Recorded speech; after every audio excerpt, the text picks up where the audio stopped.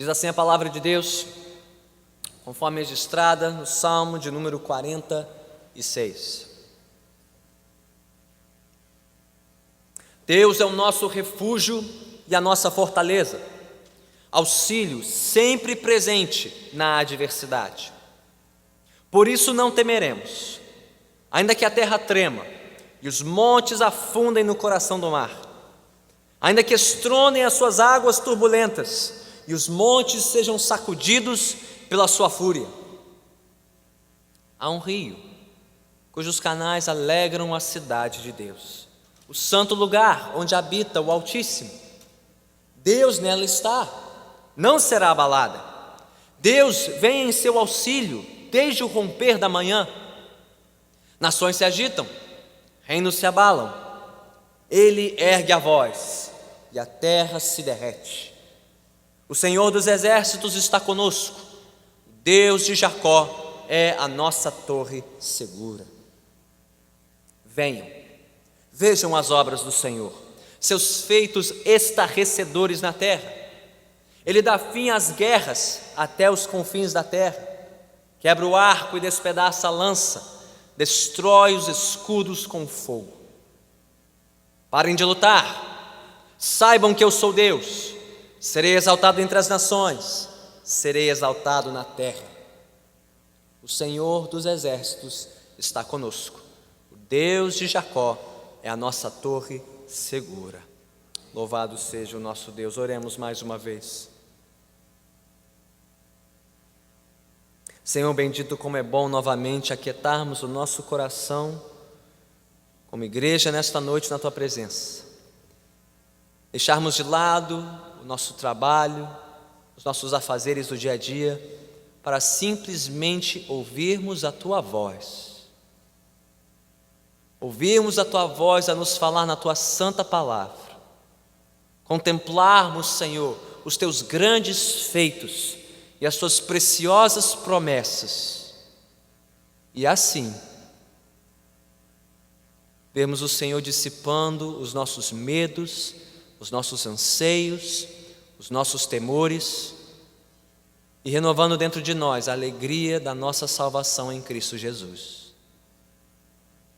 Senhor, se porventura hoje alguém aqui entrou sem conhecer esta alegria e esta certeza, que não sai daqui desta noite da mesma forma que entrou. E mesmo nós que já provamos esta fonte bendita, que possamos provar novamente, beber novamente da fonte da Tua santa palavra e sairmos daqui confiantes e seguros em Ti. Nós oramos assim em nome de Cristo Jesus. Amém. Podemos assentar.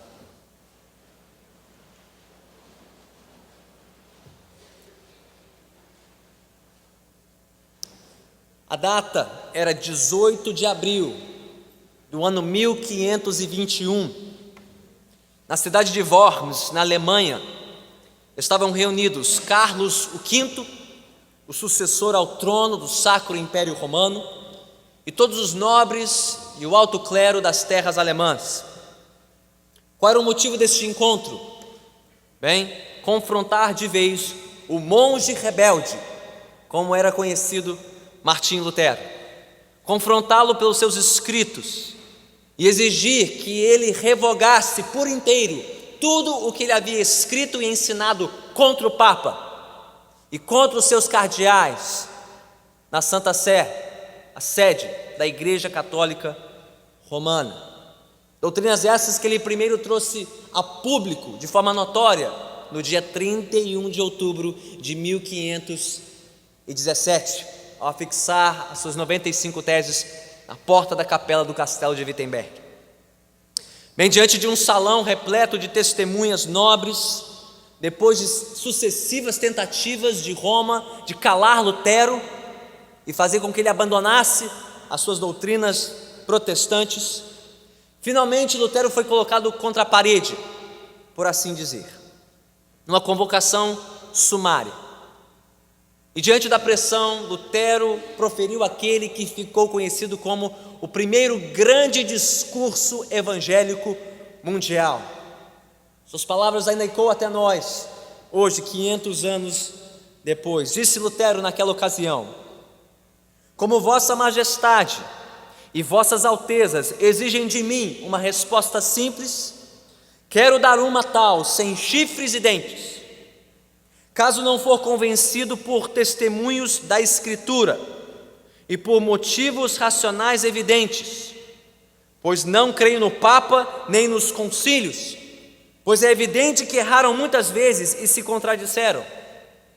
Estou convencido, pelas passagens da Sagrada Escritura que mencionei, e minha consciência está presa à palavra de Deus, e não posso nem quero revogar qualquer coisa, pois não é sem perigo, nem salutar agir contra a consciência. De outra maneira não posso. Aqui estou, que Deus me ajude. Amém. Pergunta: de onde veio tamanha coragem de Lutero para enfrentar as principais autoridades religiosas e políticas da sua época no seu continente, colocando em perigo a sua própria vida, a sua sobrevivência, ao enfrentar o poder da Igreja Católica Romana e de todas as cortes, todos os reinos em aliança com o Papa? De onde veio tamanha segurança e confiança de Lutero? Bem, nas próprias palavras dele, como acabamos de ouvir, a confiança dele veio da palavra de Deus, porque por meio dela Lutero conhecia o Deus da palavra, o Deus que é refúgio, que é fortaleza, que é um castelo forte para todos os que nele confiam. E é sobre esta confiança inabalável em Deus, diante de circunstâncias adversas, que nos fala o salmo desta noite, o salmo de número 46. Como já dissemos mais cedo no culto, se você não sabia, antes desta noite, foi inspirado pelas palavras deste salmo, do salmo 46, que Lutero compôs o seu mais famoso hino, Castelo Forte, que ficou conhecido como o hino oficial da Reforma Protestante. Mas enfim, o que encontramos aqui neste salmo? Espero que você não tenha fechado a sua Bíblia, mantenha aberta no salmo 46, pois vemos aqui a descrição de Deus como este castelo forte, imaginado por Lutero, né? Esta fortaleza, esse refúgio, e por ser o castelo forte e o refúgio do seu povo, há três coisas que o salmo recomenda para nós. Se Deus é o nosso castelo forte, primeiro, não precisamos temer. É o que dizem os versículos 1 a 3. Segundo, não só não devemos temer, como devemos nos alegrar, porque Deus é o nosso refúgio. É o que nos mostram os versículos 4 a 7. E por fim, nos versículos 8 a 11, se não precisamos temer, se podemos nos alegrar no Senhor, bem, isso só acontece quando paramos para contemplar as grandes obras de Deus e ouvir a sua voz na sua santa palavra. É assim que conclui o Salmo 46, versículos 8 a 11. Mas antes de mergulharmos a fundo neste salmo, vamos ver um pouquinho do seu contexto. Se você olhar um pouquinho para os vizinhos, os salmos vizinhos do Salmo 46, você notará que este salmo faz parte de uma coleção menor de salmos dentro do grupo maior do livro dos Salmos. Você pode notar aí, logo aí, essa inscrição no início do Salmo 46, dos coraitas. É uma inscrição que você acha nos salmos antecedentes, desde o Salmo 42, e nos salmos seguintes até o Salmo 49, todos eles atribuídos aos coraitas. Bem, quem foram os coraitas? Nós sabemos pelas escrituras que eles foram uma família ou um clã, uma das famílias, responsáveis por conduzir os cânticos, os hinos que eram entoados pelos coros de Israel no templo de Jerusalém. Inclusive a inscrição do Salmo 46 faz essa referência. Ele provavelmente era usado como parte da celebração de Israel no templo. Diz aqui: para o mestre de música dos coraitas, para vozes agudas, um cântico. Por isso mesmo há quem defenda que este salmo ele divide-se em 3 estrofes, assim como os nossos hinos se dividem em estrofes. Temos aqui então 3 estrofes que terminam sempre com essa pausa. Talvez na sua Bíblia tenha aí a referência, uma pausa, né? Você marcando as divisões deste hino. 3 estrofes. As estrofes dos versículos 1 a 3 e as estrofes dos versículos 4 a 6 e 8 a 10, com um pequeno refrão. Assim como as nossas músicas têm um refrão, parte que repetimos do hino, temos um refrão aqui nesse salmo, que se repete no versículo 7 e no versículo 11, palavra por palavra. O refrão que diz: o Senhor dos exércitos está conosco, o Deus de Jacó é a nossa torre segura. Mas mais importante do que olhar para a estrutura ou a forma deste salmo, é notar o tema principal deste salmo e desse conjunto menor de salmos, os salmos dos coraitas. Há um tema, há um fio condutor que une estes salmos, que é a soberania de Deus sobre todas as nações e em especial sobre o povo de Deus aqui na terra. Você pode constatar isso rapidamente comigo. Dê uma espiadinha no salmo seguinte, Salmo 47. Ouça os primeiros versículos do Salmo 47. Batam palmas vocês, todos os povos, aclamem a Deus com cantos de alegria, pois o Senhor Altíssimo é temível, é o grande Rei sobre toda a terra.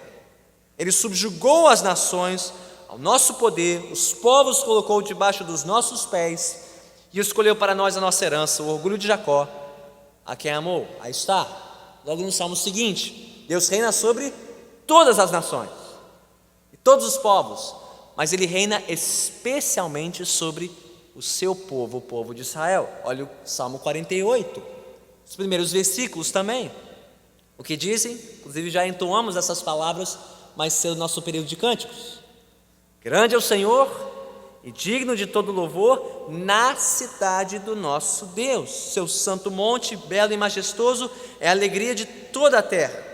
Como as alturas do Zafão é o monte Sião, a cidade do grande Rei. A cidade aqui referindo-se a quê? A Jerusalém, a sede da presença de Deus no meio do seu povo. Então este é o fio condutor que une este conjunto, essa série de salmos, os salmos dos coraitas. Mas qual é a contribuição específica que o Salmo 46 faz neste conjunto de salmos? Qual é a lição principal que aprenderemos nesta noite a partir do Salmo 46? A lição é esta: Deus é o soberano sobre as nações da terra e sobre o seu povo. Por isso mesmo, não precisamos temer coisa alguma. Pelo contrário, nós devemos nos alegrar nos grandes feitos do Senhor. É isso que vamos ver a partir de agora. Salmo 46 então, vamos lá. Primeira porção, primeira estrofe deste cântico, versículos 1 a 3. E como o salmo começa? Começa de forma grandiosa, não? De forma majestosa, de forma retumbante. Uma afirmação categórica, inabalável de confiança no Senhor, não é verdade? Deus é o nosso refúgio e a nossa fortaleza, auxílio, sempre presente na adversidade. Bem, imagine comigo a seguinte cena, seria bastante comum no mundo antigo, uma cidade agrícola, rural, ok? Imagine algumas vilas de camponeses, algumas famílias assentadas em terras rurais, vivendo do cultivo da terra, de repente vendo vários exércitos, invasores, correndo em direção às suas propriedades. E eles rapidamente tendo que arrumar tudo, juntar todo mundo da família e sair correndo para o abrigo mais próximo, a fim de não serem capturados, a fim de não serem conquistados, a fim de não serem mortos, refugiando-se em algum abrigo, talvez numa montanha, ou se houvesse uma fortaleza, uma cidade fortificada mais próxima, correndo para ali, para se abrigarem por trás de muros, muralhas bem edificadas, contra um inimigo feroz e cruel. Se você for um fã como eu e o pastor Marcelo da série do Senhor dos Anéis, que virou filme há mais de uma década, né? A imagem que vem à mente é a imagem daquele segundo filme, As Duas Torres. E os povos ali das regiões próximas se refugiando naquela fortaleza, o abismo de Helm, refugiando-se dos ataques dos orcs enviados por Saruman, um grande feiticeiro branco. Então essa é a imagem de uma grande fortaleza, de um refúgio bem fortificado para proteger um povo que está sendo perseguido, que está sendo acuado. Essa é a imagem aqui, diz o salmista. Deus, e somente Deus, é esse refúgio, essa fortaleza firme e segura em quem nós podemos e devemos nos refugiar em tempos de adversidade. Aliás, ele não diz somente isso, ele diz mais que isso. Ele diz aqui no versículo 1 que Deus é o nosso auxílio sempre presente. Notou isso? A ênfase aqui, auxílio sempre presente em toda e qualquer adversidade. O que significa, irmãos e irmãs, que não importa a necessidade em questão, não importa o tamanho da provação, não importa o tamanho ou a natureza da adversidade, Deus está sempre disponível, está sempre disposto a nos socorrer, em qualquer momento, em qualquer hora. E mais, Ele é plenamente suficiente para nos socorrer. Não precisamos de Deus e mais alguma coisa. Deus nos basta. Ele é o suficiente. Ele é o nosso refúgio.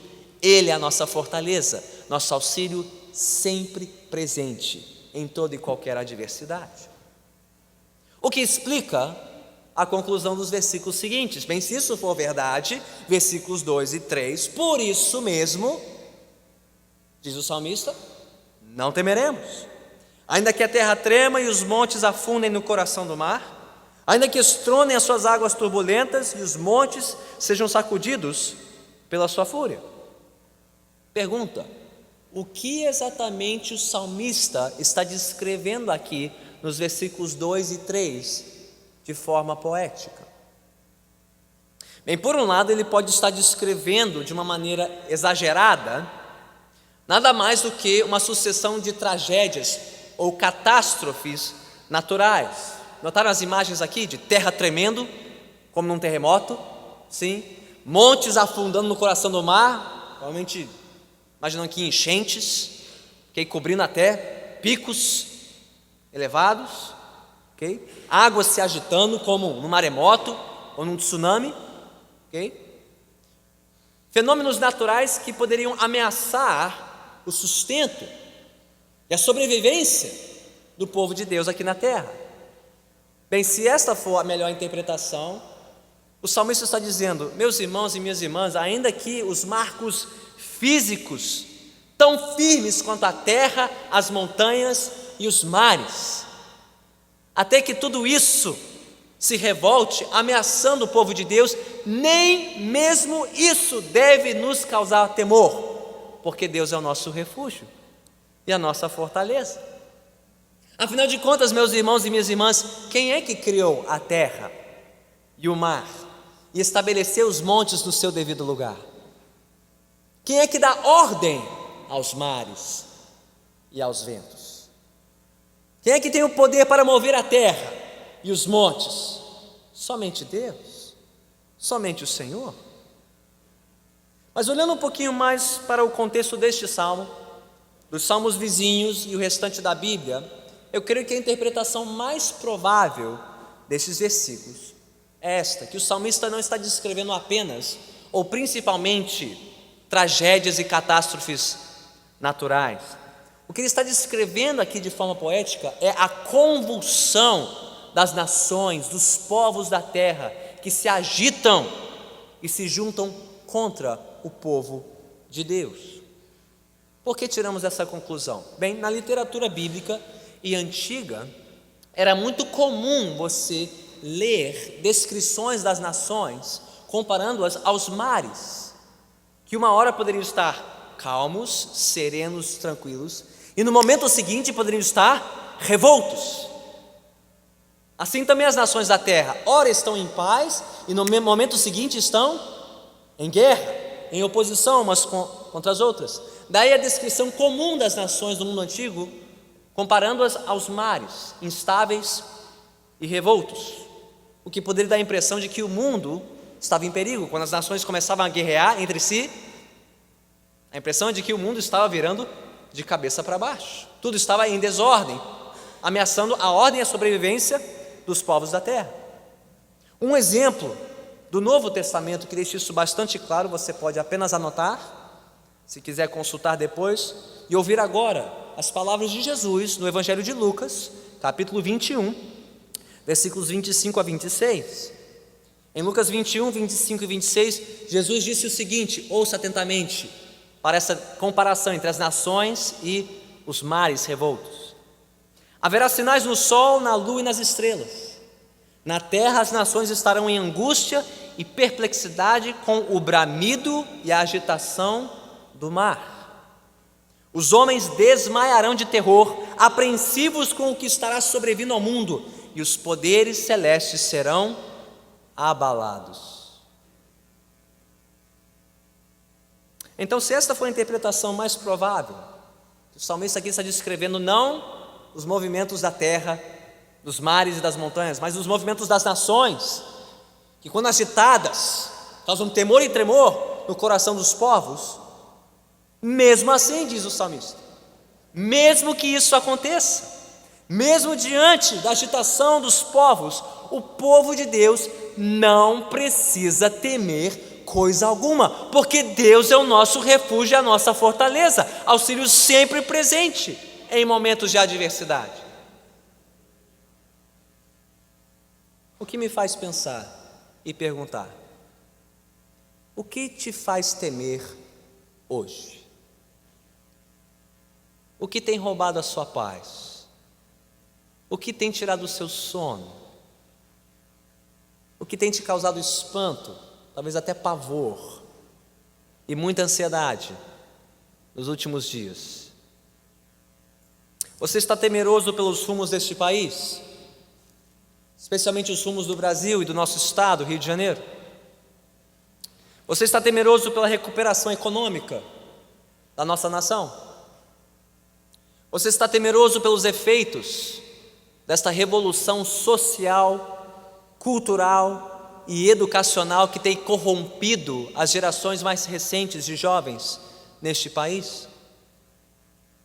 Pelo que você está mais temeroso nesta noite?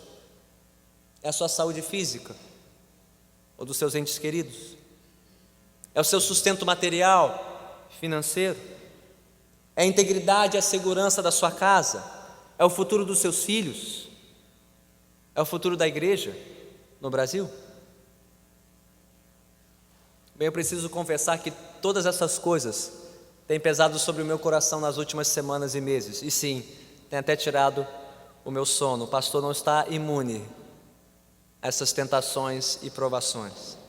Mas, meus irmãos, se Deus, somente Deus, não Deus e algo mais, não Deus e a política, não Deus e a economia, não Deus e a cultura, não Deus e o meu emprego, não Deus e a minha faculdade, não Deus e os meus amigos, não Deus e a minha saúde. Se Deus e somente Deus é a nossa fortaleza e o nosso refúgio e o nosso auxílio sempre presente na adversidade, o que nós precisamos temer?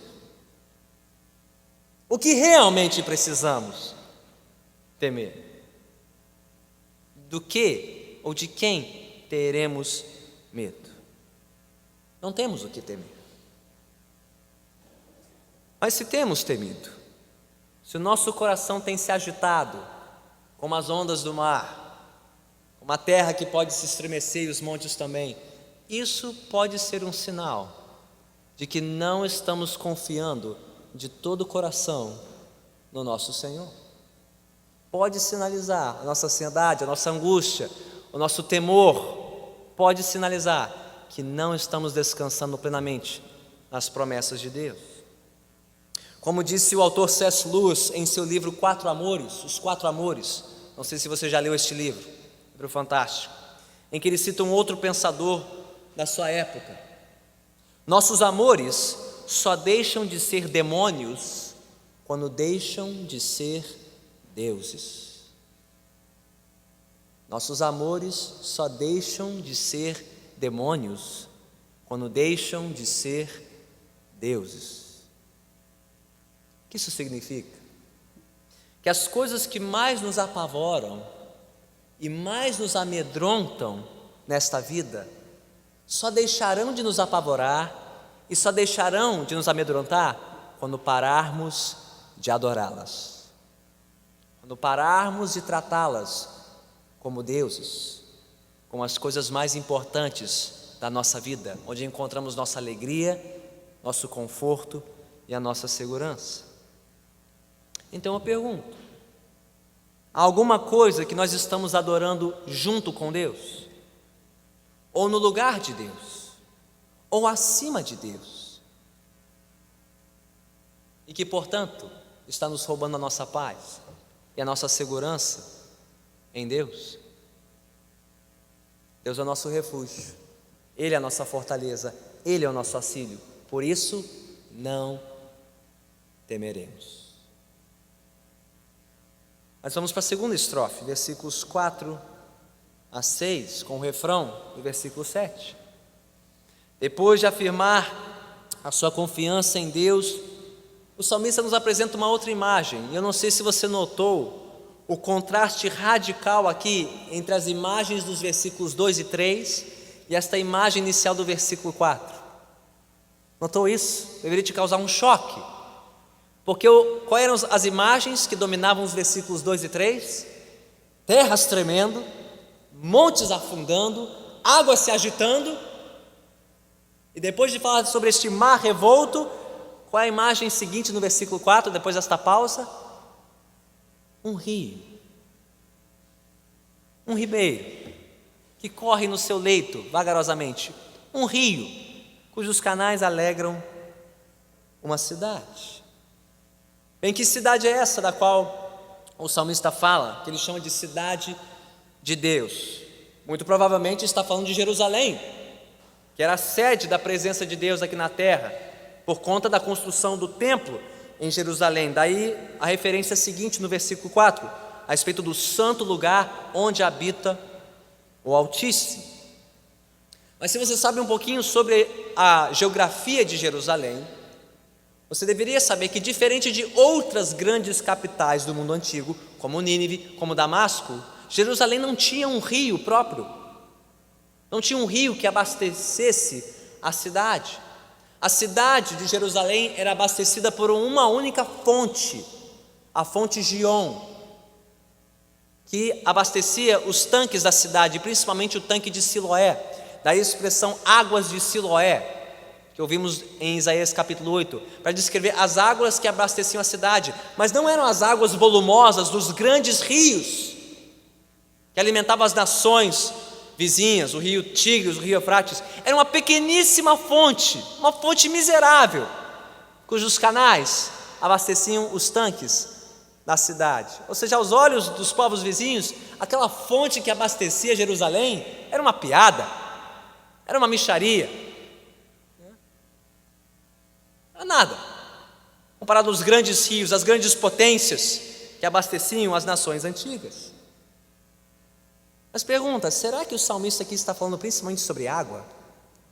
Sobre nascentes físicas, naturais? Ou será que ele está falando sobre algo maior? Eu creio que ele esteja falando sobre algo maior. Porque se antes os mares falavam sobre as nações em rebuliço, em agitação, sobre o que ele está tratando aqui ao falar sobre esta fonte, este rio cujos canais alegram a cidade de Jerusalém? Eu creio que a imagem aqui é a imagem de uma fonte constante, presente, atuante, que abastece o povo de Deus. Muito mais importante que água, ele está falando da presença de Deus no meio do seu povo. Como é que nós sabemos isso? Por conta do versículo seguinte, versículo 5. Logo depois de falar sobre este rio, sobre esta fonte, o que ele diz no versículo 5? Deus nela está, não será abalada. Deus vem em seu auxílio desde o romper da manhã. E por que desde o romper da manhã? Porque esse era o momento estratégico em que tropas inimigas atacavam uma cidade. aproveitar o momento mais ameno do dia e ter mais horas de luz para atacar uma cidade. Desde o momento inicial de ataque, de adversidade, Deus já está lá, Deus já se faz presente, Deus já abastece o seu povo, Deus já supre a necessidade, a carência do seu povo. E por mais que as nações possam desprezar essa fonte, desprezar este Deus, cuja presença abastece, alimenta e alegra o seu povo, é tudo de que necessitamos. Se Deus estiver conosco, se Deus estiver presente entre nós, nós estamos supridos, nós estamos seguros e diz mais, nós estamos alegres. Que coisa, que loucura, não? Em meio a um ataque feroz, forças inimigas, o povo se alegra. Por quê? Porque Deus está presente. Por isso, o povo não será abalado. Então, por mais que, versículo 6, as nações se agitem e os reinos se abalem, basta que Deus erga a voz e a terra se derrete. Você já viu a cena? Uma sala de aula em confusão, alunos entregues a si mesmos, crianças pequenas fazendo uma bagunça em sala de aula, até que o professor chega, e basta que ele erga a voz. E o que deveria acontecer? Silêncio. Ou um quarto onde as crianças estão brincando, achando que ninguém as está enxergando. Chega o pai, chega a mãe e diz: que é isso? Pausa. Silêncio. Nações se agitam, reinos se abalam, povos tramam contra o povo de Deus. Basta que Deus erga a voz e a terra se derrete. Basta que Deus abra a boca e fale e os povos se derretem.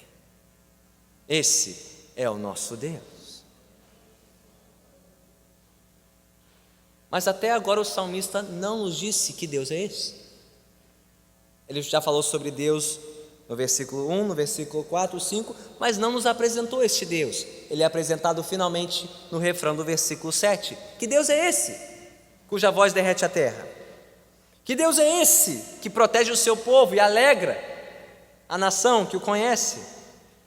O versículo 7 responde: este Deus se chama o Senhor dos Exércitos. Que título é esse? O que isso significa? Este título mostra que este Deus é o Senhor que comanda todos os exércitos da terra. Ele é o Senhor do alto comando do exército, do seu povo Israel, e não só de forças e tropas terrenas. Este é o Senhor que comanda, tem o alto comando de todos os exércitos celestiais. Este é o Senhor que convoca todas as hostes angelicais e celestiais para socorrer o seu povo quando este está em perigo aqui na terra. Este é o Deus que se faz presente, este é o Deus que está conosco, não uma divindade michuruca, não um Deus tribal. O Senhor dos Exércitos é quem está com este povo, Ele é Deus conosco, é o que detém todo o poder sobre os céus e a terra. Mas não é apenas o Deus Todo-Poderoso, mas o Deus todo-bondoso. O Senhor dos Exércitos está conosco, Ele também se chama o Deus de Jacó. É o seu nome de aliança, o Deus dos patriarcas Abraão, Isaque e Jacó, o Deus que detém todo o poder, mas que se aliançou em amor com um povo que Ele tomou para si. O Senhor dos Exércitos está conosco, o Deus de Jacó é esta torre segura, essa fortaleza intransponível em tempos de adversidade. Então, irmãos e irmãs, eu pergunto: quanto esta fonte, a fonte da presença de Deus, tem sido motivo de alegria para nós em tempos de tanta comoção neste país? Eu pergunto, todos aqui conhecem a fonte da qual fala o Salmo 46? Você conhece esta fonte? Você já provou desta fonte? Você já bebeu desta fonte? a qual as Escrituras também comparam a um rio de águas vivas que Deus faz nascer, brotar e transbordar do interior de todo aquele que se volta para Ele com arrependimento e fé no Senhor Jesus Cristo. O mundo pode estar caindo aos pedaços ao seu redor, mas você que crê em Jesus, que deposita a sua fé no Deus e Pai do nosso Senhor Jesus Cristo, o Deus de Jacó, o Senhor dos exércitos, em meio à comoção que te cerca, há uma nascente que brota do seu interior pelo Espírito Santo e que te faz se alegrar no meio da maior adversidade. E diz a palavra que quem bebe desta fonte nunca mais terá sede. Você nunca mais precisará procurar em lugar algum uma fonte melhor para te suprir, para acalmar e aquietar a sua alma, do que a presença do Deus Todo-Poderoso. Bem, se alguém aqui não conhece esta fonte, eu me pergunto, de qual fonte você está bebendo? Onde você está procurando a sua alegria, a sua segurança, a sua satisfação neste mundo? Porque todos nós temos que encontrar esta alegria, esta segurança em alguém, em alguma coisa. A palavra de Deus diz que Deus nos criou para si, que nós fomos criados para glorificarmos a Deus e nos alegrarmos nele, e encontrarmos nele a nossa satisfação e a nossa segurança. Mas, quando não fazemos isso, quando não nos saciamos na presença de Deus, e não nos contentamos com Ele e com Ele somente, intuitivamente, instintivamente, nós vamos procurar nossa alegria, nossa segurança em outro lugar, em outra pessoa inferior a Deus. Pode ser o nosso trabalho, pode ser o nosso sucesso financeiro, podem ser os nossos relacionamentos familiares, afetivos e românticos, os nossos estudos, o nosso reconhecimento profissional, a beleza estética, o engajamento social, cultural, político, pasmem, até mesmo o sucesso pastoral e ministerial pode se tornar um ídolo.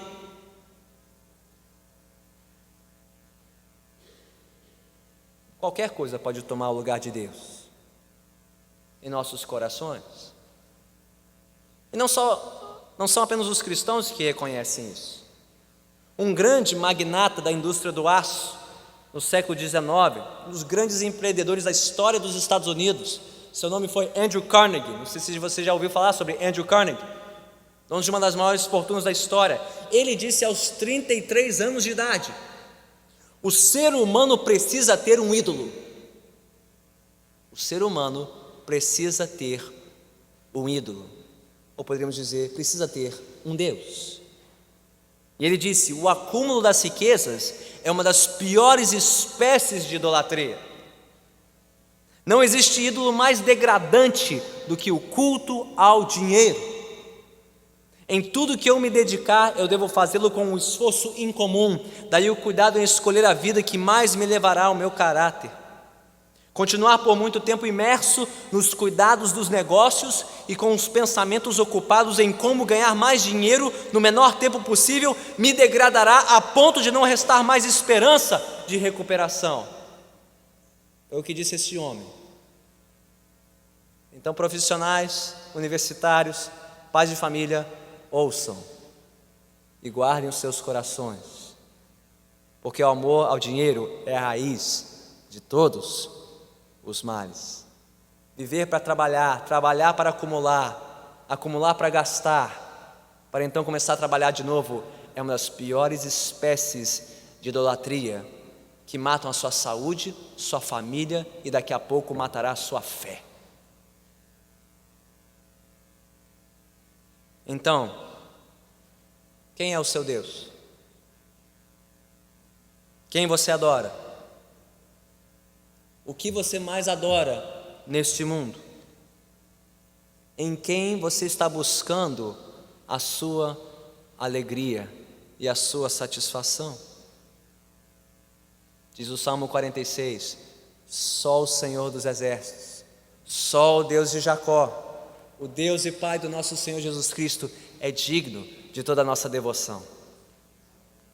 É nele que encontraremos a nossa plena alegria. Então alegre-se nele, adore a ele e se satisfaça nele. E o resto é resto.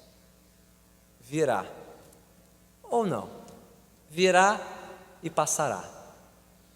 Mas nós devemos nos saciar e nos alegrar somente em Deus. O que nos leva à última estrofe do hino, e com isso terminamos.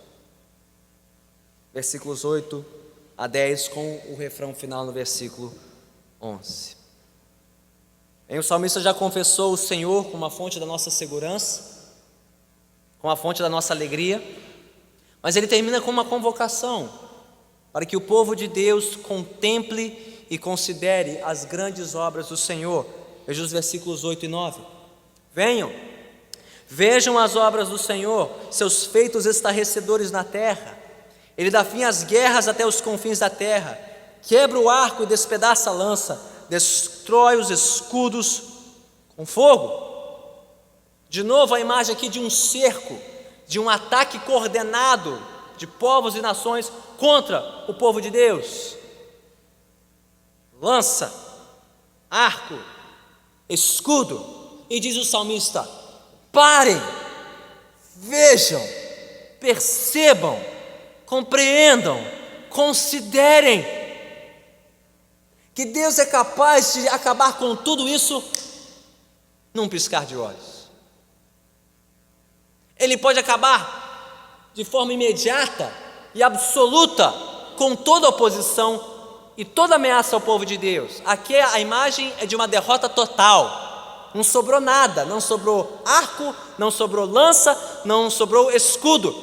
Todo o aparato militar do inimigo desfeito assim, porque Deus intervém, porque Deus age, porque Deus socorre o seu povo.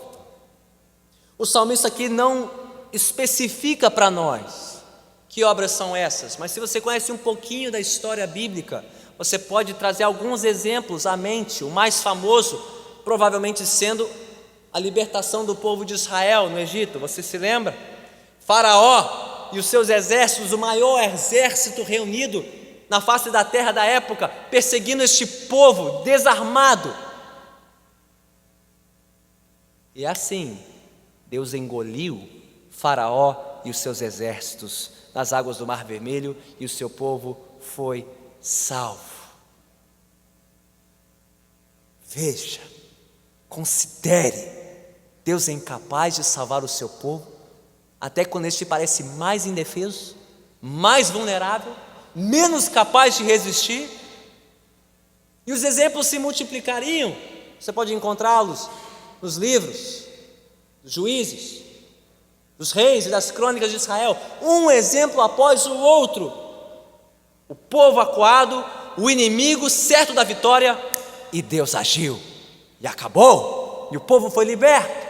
Vejam, compreendam, considerem, povo de Deus, que quando Deus, o Senhor dos exércitos, está conosco, não há nada que possa nos ferir, não há nada que possa nos destruir, porque o Senhor dos exércitos está conosco. O Deus de Jacó é a nossa torre segura. Mas a lembrança não é só para o povo de Deus. O versículo 10 traz uma lembrança de Deus para os povos que ameaçam o seu povo aqui na terra.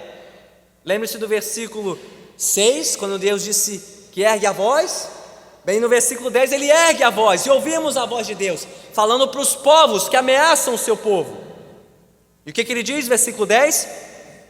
Parem de lutar, saibam que eu sou Deus, serei exaltado entre as nações, serei exaltado na terra. Deus está mandando um recado claro para as nações: parem de lutar numa guerra que eu já venci e nunca perderei.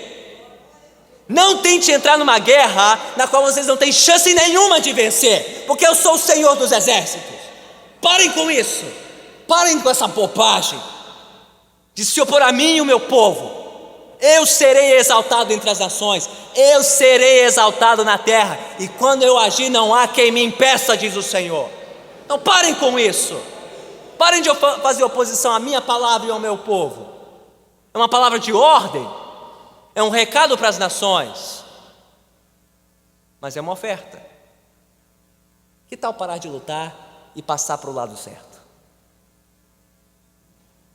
Considerem isso, povos. Vocês estão no lado errado da batalha. Então parem de lutar contra mim e venham lutar comigo e por mim neste mundo. É um confronto com a justiça de Deus e uma oferta de graça ao mesmo tempo. Mas quer as nações mudem de lado ou não, um povo com Deus nunca estará em minoria. Versículo 11. Sim, o Senhor dos exércitos está conosco. O Deus de Jacó é a nossa torre segura. Mais uma vez, irmãos e irmãs, diante da conturbação nacional das últimas semanas e meses em nosso país, quanto nós temos parado para fazermos isso juntos? Não só como indivíduos, e não só como famílias, mas como igreja, como povo de Deus reunido aqui, pararmos semanalmente, cada domingo e cada quarta-feira, para simplesmente nos aquietarmos, desligar o celular, esquecer a telinha, parar de navegar na internet, se enchendo com fatos e boatos, aquietar-se e saber que o Senhor é Deus, que o Senhor está no trono. Quanto temos valorizado o simples fato de estarmos juntos aqui, como povo de Deus, para ouvirmos a voz de Deus, na palavra de Deus, na presença de Deus, e simplesmente sermos lembrados dos seus grandes feitos na história, que apontam para o seu grande e soberano poder. Como lamentou o grande pastor e pregador Martin Lloyd-Jones há décadas, e isso numa época em que não existia Facebook, Twitter, YouTube, WhatsApp. Há décadas, Martin Lloyd-Jones disse que a grande mazela dos homens do seu tempo é que eles simplesmente não paravam para pensar, para considerar, para meditar na pessoa de Deus. Somos tão corridos, tão atarefados, vivemos tão ocupados e tão saturados com os estímulos, as notícias e as novidades deste mundo, que simplesmente não paramos para ouvir e considerar a voz de Deus. Mas como disse outro grande pregador antes dele, Charles Spurgeon, não há nada que defina mais o ser humano do que o que ele pensa sobre Deus. A medida de um ser humano não é a sua renda, não é o seu patrimônio, não é o seu guarda-roupa, não é o seu CEP, o seu sobrenome. A medida de um homem é o que ele pensa sobre Deus. O que ele pensa e o quanto ele pensa sobre Deus.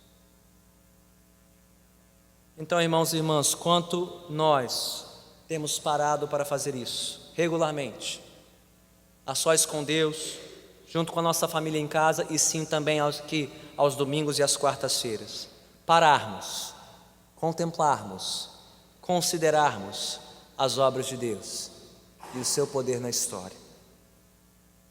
Ou será que estamos nos preocupando demais com as obras e os feitos dos homens dessa terra, enchendo os nossos olhos, nossas mentes, nossos ouvidos, nossos corações com as notícias, factoides, fake news, não param de brotar a cada instante nas redes sociais, que só nos roubam a paz e a alegria no Senhor. Veja bem, irmãos e irmãs, contemplar a Deus, encontrar nele a nossa segurança e a nossa alegria, não faz com que vivamos numa bolha, isolados deste mundo. Como disse um contemporâneo de Martim Lutero, João Calvino, acerca deste salmo, o Salmo 46, ele não deve ser interpretado como a dizer que a mente dos salvos está isenta de toda e qualquer solicitude ou medo, como se a mesma fosse destituída de emoção, pois há grande diferença entre insensibilidade e a confiança procedente da fé. Em outras palavras, confiar em Deus não nos isenta das tentações, das tribulações e dos medos deste mundo.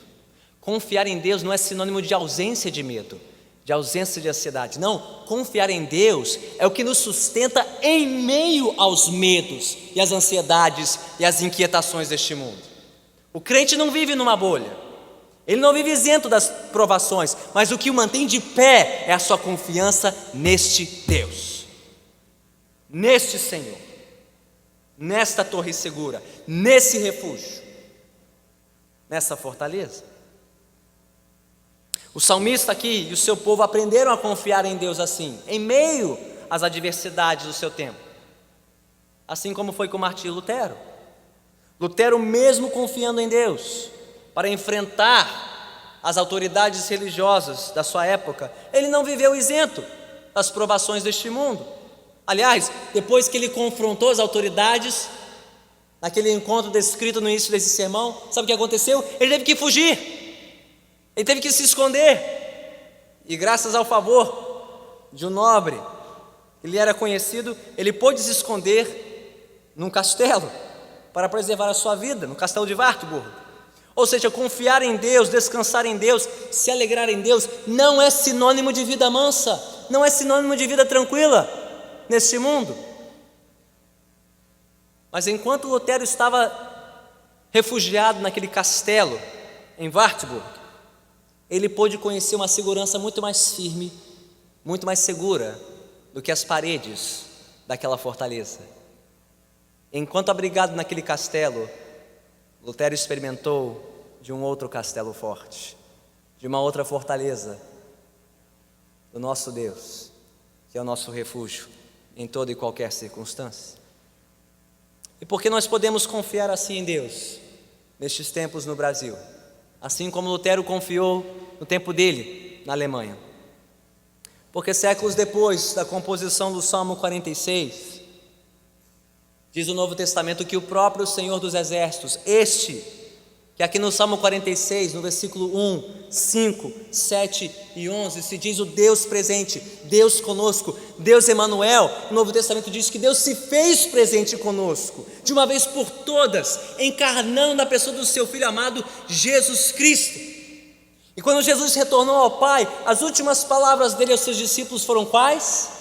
Eis que estarei com vocês até o fim dos tempos.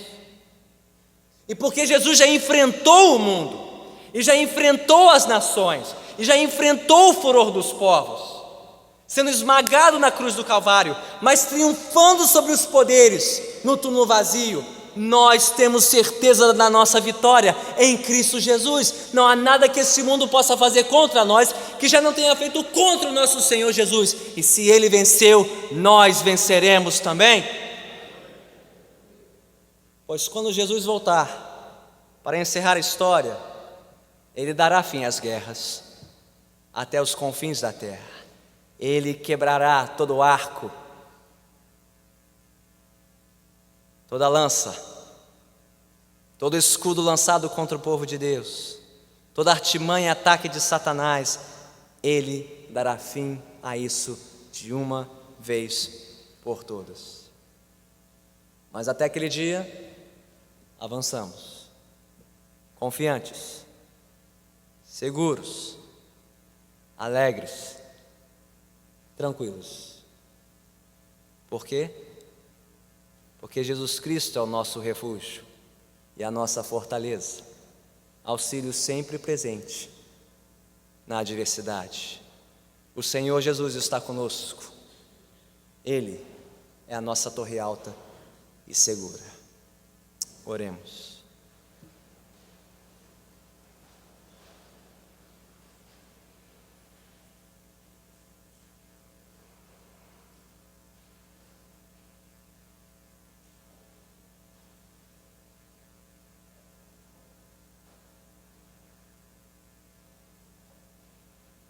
Então, Senhor, mais uma vez, diante da Tua santa palavra, nós confessamos a Ti o quanto Tu és para nós este refúgio e fortaleza.